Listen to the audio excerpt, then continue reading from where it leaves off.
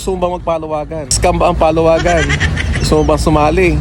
Ano ba ang gusto mong mabunot? Una, gitna o dulo? May napanood akong vlog, sabi ni Kuya, sa palawagan daw, at risk ang pera mo. Kasi ang makikinabang lang daw, ang may big advantage, yung unang susweldo, tapos yung may pinaka-disadvantage, yung pinaka-dulo. Kasi pagka raw una kang susweldo, halimbawa 20 members kayo, can you imagine?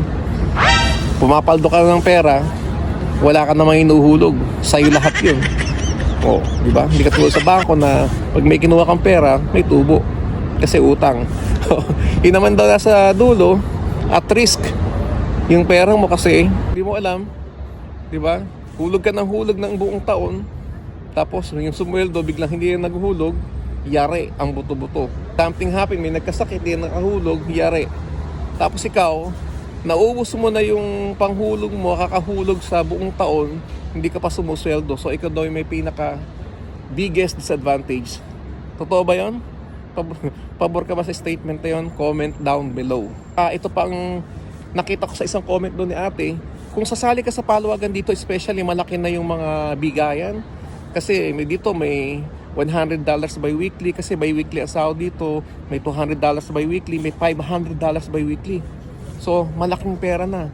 Can you imagine, 20 members kayo tapos ang hulog niya bi-weekly 400 or 500. Diba, ang laki. Tapos, example lang to kunyari, bi-weekly, sumahod ka ng $8,000 or $10,000. Tapos, lahat sila nag-interact or money transfer sa account mo. Tapos, the next sahuran, ikaw na naman yung susweldo. So, can you imagine, $20,000 in a span of 1 month. Sabi ni ate, pag magkapaluwagan, wag daw gumamit ng money transfer or interact kasi baka ma-detect ng artificial intelligence ng CRA kapag may na-monitor na suspicious na money transfer. Kung payo ni ate, as much as possible, ganda raw kung magkapaluwagan, cash ang bigayan. Hindi makita yung record. Tingin ko may palawagan tayo dito. Dapat pag magkapaluwagan dito sa Canada, number 1, dapat kakilala mo yung kasama mo sa palawagan, katrabaho mo, tapos full-time. Siyempre, dapat hindi maraming utang. And number 4, talagang may kakayanang magbayad. Hindi naman talaga advantage kasi sa amin, may palawagan ako dito. Kung sino ang uuwi, yun ang may talagang binibigyan ng priority na sumahod. Can you imagine, uuwi ka, sa sweldo ka ng 5,000, let's say 5,000 or 8,000 dollars. So, meron ka ng pamasahe papunta ng Pilipinas.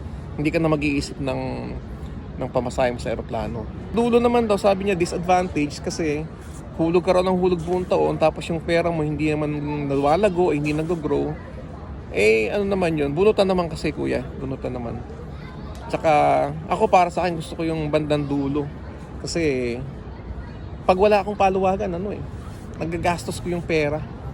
Kasi kunyari may 300 ka na, may 300 or 400 ka na itabi, parang ang daling gastos yun pero pagka obligado kang ihulog yun sa paluwagan, talagang maisisave mo talaga. Kahit naman sa bangko yan kung talagang andun yung pera, magagastos pa rin Sa paluwagan hindi, kasi obligado. Yan. Tsaka masaya pag susweldo ka. Diba? May nagsabi pa nga sa comment na scam daw ang paluwagan sa Canada. I don't think so. Scam yun kung hindi mo kakilala yung mga... Tsaka may nakita pa ako sa Facebook, may